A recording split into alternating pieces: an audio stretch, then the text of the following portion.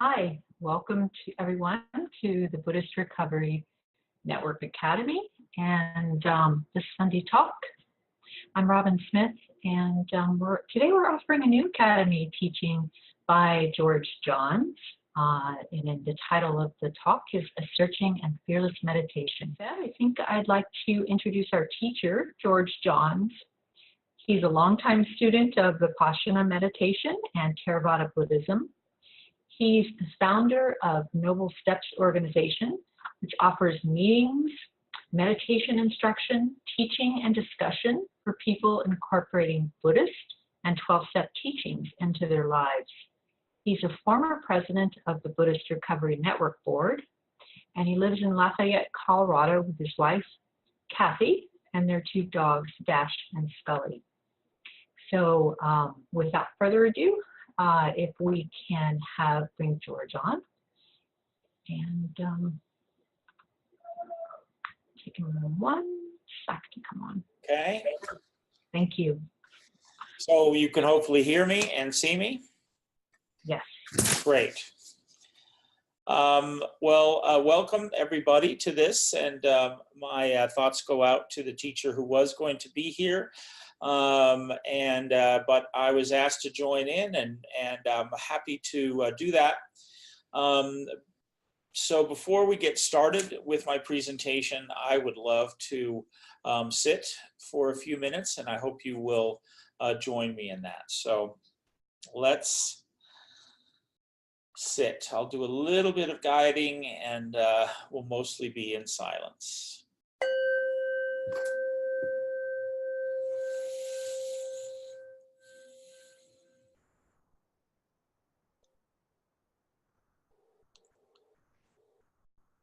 So we'll just take a moment to fully come into wherever we are, in our homes or wherever that may be,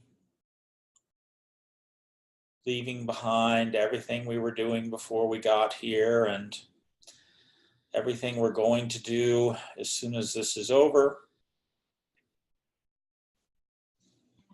Just bringing our thoughts and our presence to this very moment.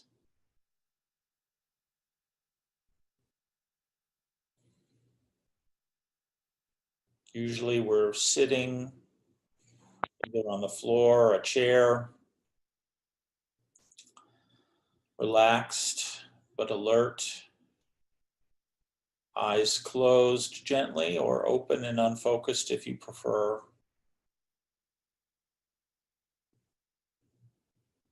And just focus on the breath, in and out breath.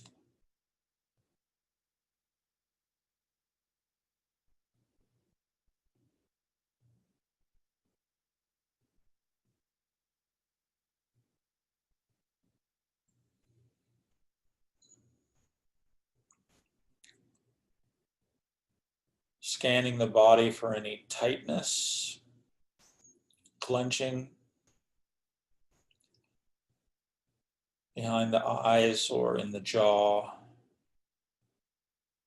shoulders, back. Just see if you can release and soften.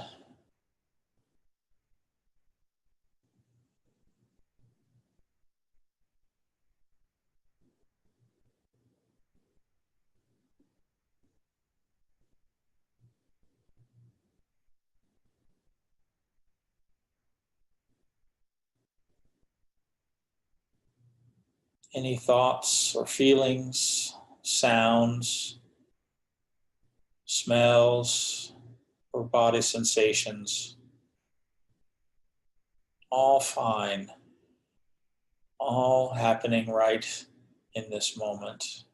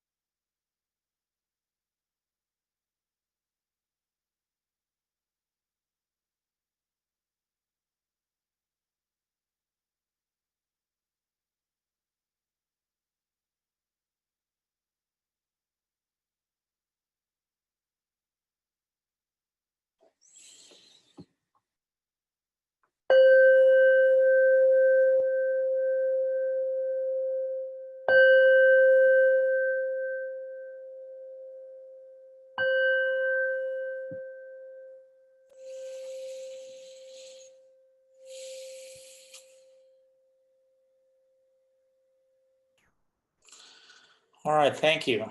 Thank you for that. Thanks for joining me in a moment of mindfulness.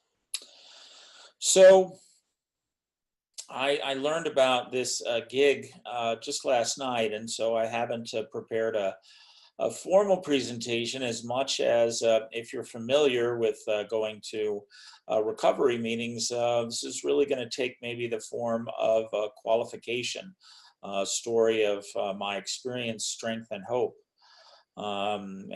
Normally in that kind of presentation, I would say, hello, my name is George, and I'm an alcoholic and an addict. And, I had 25-year love affair with alcohol and drugs of all kinds that led to a bottom that maybe we can talk about some other time, but just suffice it to say, I could not keep going, and I could not stop on my own. So I joined a 12-step program, and I had some difficulty at first, and of just not wanting to follow it, and not wanting to give up, not wanting to let go, and kept sort of slipping and sliding. And finally had a bottom that was sufficient enough to really get me back into the program, and in wanting to do whatever it takes to avoid going back to that empty, dark place again. So I started working the 12 steps in earnest. And I found myself a few months into this period just really hung up on the fourth step. I was told I needed to make a searching and fearless moral inventory, and the fifth step, and share it with somebody else. But in terms of this whole moral inventory, really had me hung up. I thought, I'd spent a good part of my life really beating myself up, saying that I was not worth it, and I didn't get it, and nobody likes me, and blah blah. And I thought that's what a searching and fearless moral inventory was. So I couldn't see how that was going to make me sober, and just really, by coincidence, right as I was having this struggle, a friend of mine gave me a flyer about a Vipassana retreat that was happening nearby. I was actually living in St. Louis, and was happening out in the countryside in Missouri. And he said, I've been to one of these, and it was really an incredible experience, and you might like it too. And I was open to anything, so I went. And I have never meditated before, really didn't know much about Buddhism. And this was a full-on noble silence retreat. No journaling, no reading, no eye contact, no talking during meals, just silence, sitting for 45 minutes, and then walking meditation for 45 minutes, and sitting meditation and walking meditation for basically 4 days. Started on a Friday, ended on a Monday. And I have to confess that within a few hours of this process, I was utterly miserable. I mean, when I think back, it was almost physically painful to be just sitting there with no distraction, with nothing to take away from simply paying attention to my chattery monkey mind, and all my body sensations and pains, and my boredom, and the sounds, and the other people in the room who I didn't get who they were and what they were doing. And within, I always say, by like Saturday morning, and this thing is still going to go all day Saturday, all day Sunday, and into Monday, I was just praying to leave. I had gotten a ride with somebody else. I think if I could have, I would have just run out the door. And what I would have done, which was really disconcerting to me, is that I wanted to run out of that retreat and run right to a crowded, noisy, smoky bar, and just start doing shots of whatever to just shut this thing up. And so it was, my first experience with it was that this is not a good thing for me. This is not working whatsoever. And I went to see the teacher, a wonderful teacher, a student of Joseph Goldstein and Mary Jo Meadows. We could talk during a one-on-one, and I just said, I'm hating this. This is terrible. This is not for me. And she asked me how much I'd meditated. I, of course, explained I'd never done it before. And she said, well, you're exactly where anybody would be in your shoes. And she said, all that you're being asked is just pay attention to what comes up, watch it kind of like you would watch an exotic bird in a zoo. Don't be attached to whatever comes up. And she had have fun, have fun. And I did not think that that was going to be possible. But somewhere during that third day, I think, I just had a moment of total surrender where I stopped struggling against the process. And I just started doing what she said, which is, it's not like I got rid of the chattery monkey mind or anything, but I just started looking at it like, oh, look at that planning mind, worrying mind, obsessing mind, fantasy mind, hurt knee, aversion to the other people in the room, whatever was coming up, I just simply kind of looked at it in wonder and laughed. And I left that retreat absolutely cracked open. Just really had this feeling of maybe the first time in my adult life just being comfortable in my own skin and okay with who I was, monkey mind and all. And most incredibly, the craving to drink and drug was completely lifted, gone. Now, I can't say that lasted forever. It may have only lasted for a few weeks, but it was life-changing. And so from that point onwards, and I'm happy to say that earlier this year, I celebrated 20 years clean and sober. Buddhist practice and 12-step work are completely intertwined in my life and in my sobriety. And I can't put one over the other. I don't think I could be sober without 12-step work, and I don't think I could be sober with just Buddhist work. Either one alone would not do it. It was this combination of the two. So I've sort of been looking for this, for a Buddhist recovery community to practice with ever since. And the first, we're talking about the late 90s, early 2000. For me, the real first glimpse of something outside of my own head in this work was the publishing of Kevin Griffin's book, One Breath at a Time, Buddhism and the 12 Steps. And that was in 2004. And it really just rocked my world because he was saying what I had discovered on that retreat and what I'd sort of discovered in the research and work I'd done after that. I began to look at the Four Noble Truths, and paraphrasing the Four Noble Truths, it is that number one, life is suffering, life is unsatisfactory, dukkha. Number two, that unsatisfactoriness is caused by craving, which is certainly what Kevin talks about, and it was certainly my experience in my life, craving, specifically craving for alcohol and drugs of all kinds, but more generally just craving for life to be different than it is. Number three is that we can mitigate or even eliminate that suffering if we let go of craving. And number four is an eightfold path or 8-step program that leads us towards that ability to let go of aversion, right view, right intention, right speech, action, livelihood, effort, mindfulness, and concentration. And so this started to really line up with what I was learning in my Buddhist or my 12-step work. We could certainly just take step one, came to believe that our life is unmanageable, I mean, that's a description of dukkha.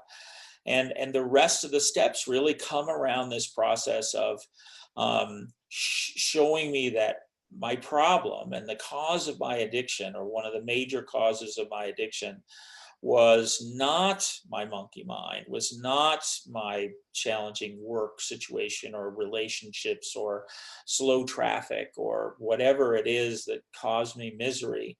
My problem was aversion to those things, wanting them to go away and not having them go away fast enough, and having good things happen that didn't stay around long enough. So in other words, I learned in both AA and Buddhism that I had to end this ceaseless struggle against life on life's terms. And I found really rich veins of practices, practical ways that I could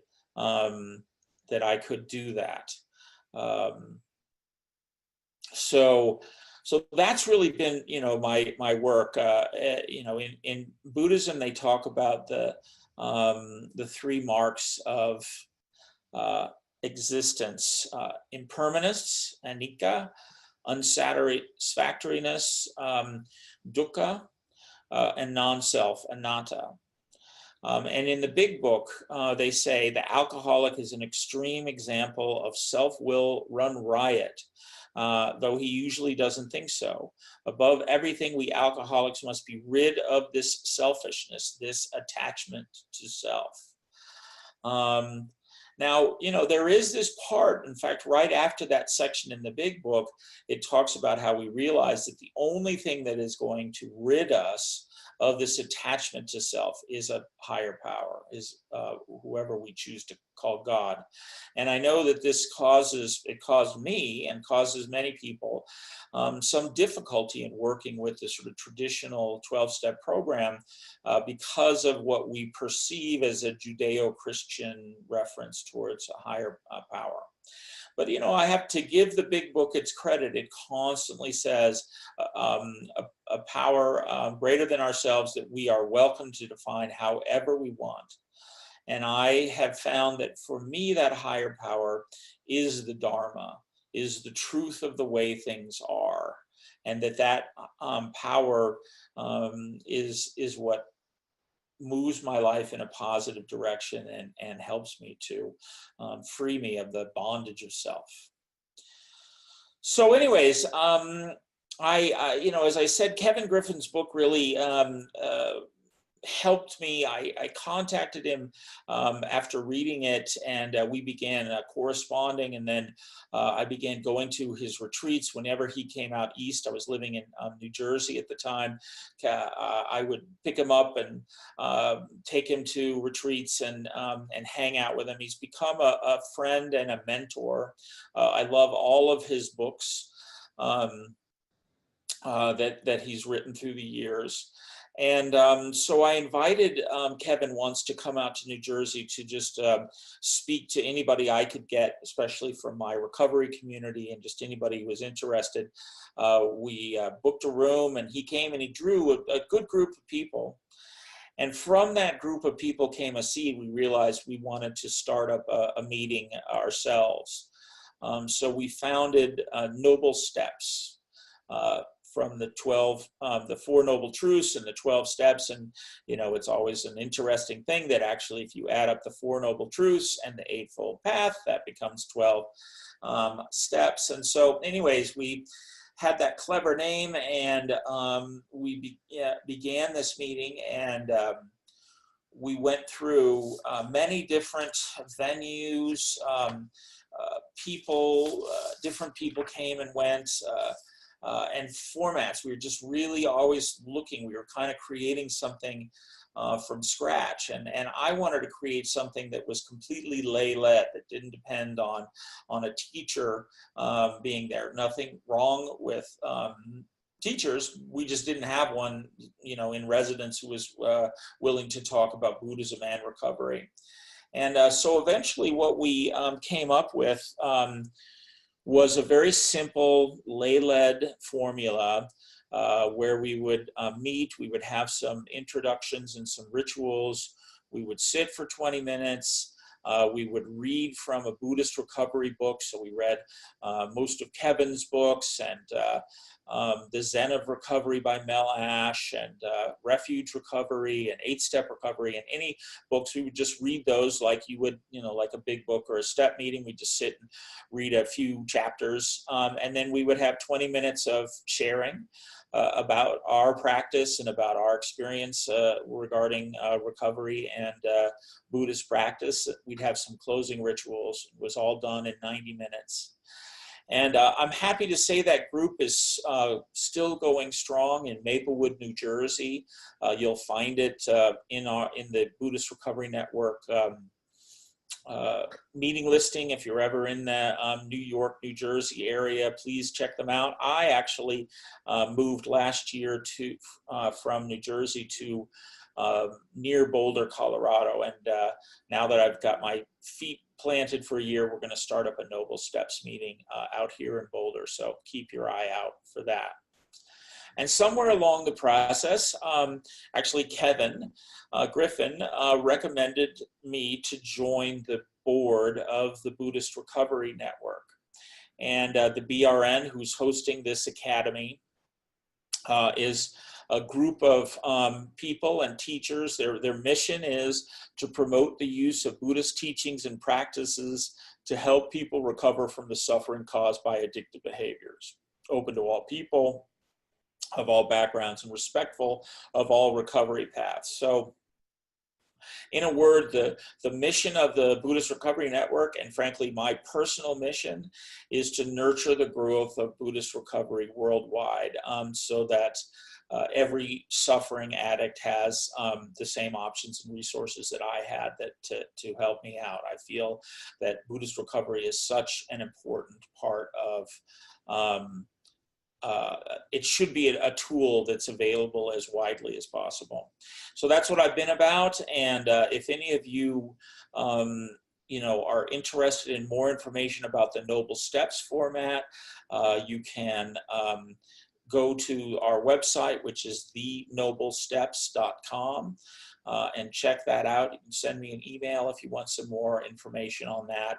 But there's lots of different meeting formats and suggestions for facilitators and all sorts of things on the BRN website. So please check that out as well. And that is really all the time I have. So Robin, I will turn it back over to you to see if we have any questions. Let me just I'll open up the chat room. And I am not seeing any messages or questions. As Robin said, you can either just type into the chat thing, or you can raise your hand. I think there's only a few people in the room now, so raise your hand and ask a question if your audio, if you want to unmute yourself. So are there any questions? I guess is a long way to go.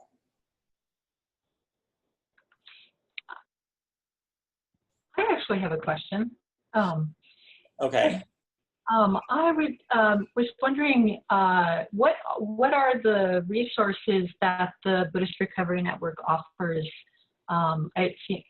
Besides meetings, I understand that it is a central place where you can go to find meetings across geographical locations. Right.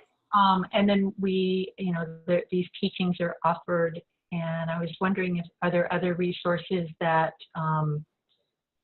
are part of this mission? Well, absolutely, and great question. And you will find lots of different resources, links to different suggestions on meeting formats, and links to other organizations like Northwest Buddhist Recovery, which is the Seattle sort of, and I should make it much larger than Seattle Northwest, the United States Buddhist Recovery area, and books that you can read, and things I'm even forgetting. And we're really we're a small group of people that are running the website and managing the BRN, and so but we're really motivated to try to get more information in there so that people can find what they're looking for. One of the really valuable things that that I want to make sure people know, because I think what happens a lot of times is you go into the meeting listing and you put in your city and state, or it's a global listing, so province and country or wherever you are, and you may not find any meetings nearby, or you might find meeting but it's kind of difficult to get to. But there's also a pretty good listing of virtual meetings. So if you can't get to a physical meeting, there are some good Buddhist recovery virtual meetings that you can access with your computer. So anyways, that's just, there's all sorts of information about us. One of the things that we have coming is next fall, so that'll be in September of 2019, we're going to have our next Buddhist Recovery Summit, which will be outside of Seattle at the same place that it was in 2017 at Camp Gwynwood. But we'll be having more and more information about the summit, especially after the first of the year. And this is a great place to come and confer and with all the leaders in the Buddhist recovery movement and teachers and just fellow practitioners like myself. Brilliant. Thank you. Yeah, thank you, George, for sharing your experience in such an honest and authentic way, especially how you've embraced Buddhism and your recovery practice. I mean, for me as well, the two have been just so deeply linked that I can't imagine recovery without Buddhism. Yeah. Yeah. So if there are no more questions, then maybe we can end. I have a quick question. Can you hear me? Yes. Polly, would you Can like you hear me? Yeah, would you like me to turn Can your you video just can you hear me? We can't hear you, Polly. Sorry. Can you just say the Eightfold Path again? You said the titles, like Sure. speed. Sure. I mean, that's something you can look up. There's sort of different ways to express it, but it is right view, right intention, right speech.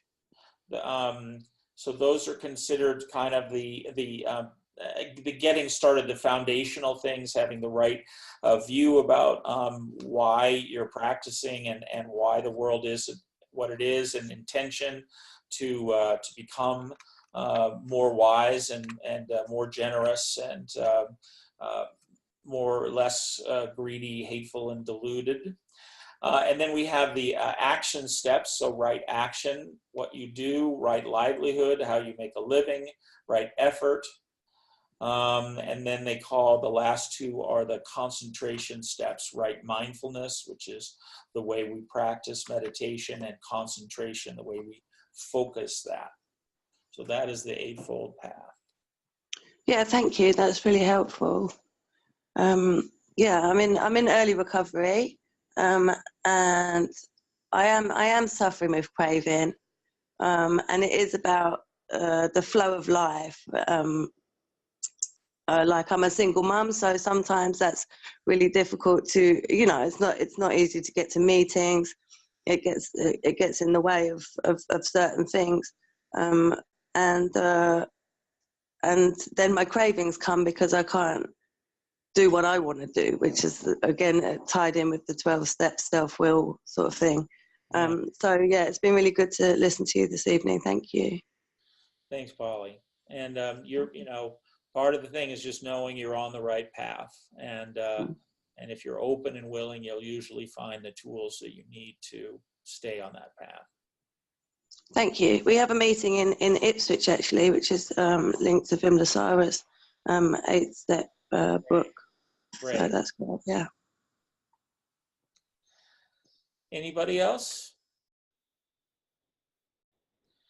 All right, well, we're a little bit over the 30 minutes that we try to keep these at. So let's just have a brief moment of silence, and I'm going to lead us in a metta or loving kindness prayer, just to open our hearts to all beings. So if you will, just close your eyes and relax.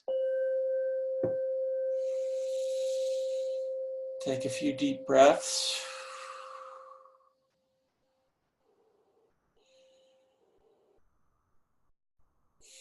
And we always start with loving kindness with ourselves. May I be happy.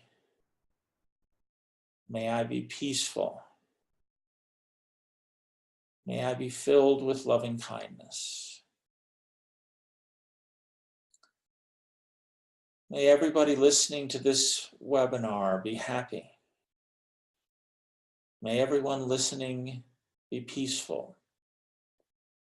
May everyone listening be filled with loving kindness. May everyone suffering from addiction of any kind be happy. May anyone suffering from addiction of any kind be peaceful. May anyone suffering from addiction of any kind be filled with loving kindness.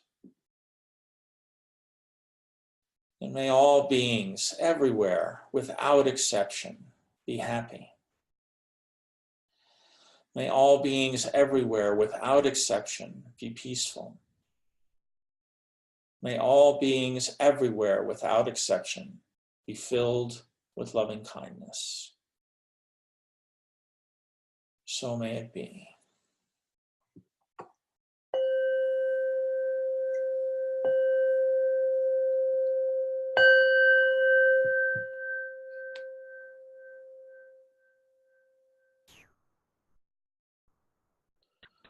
So thank you, everyone.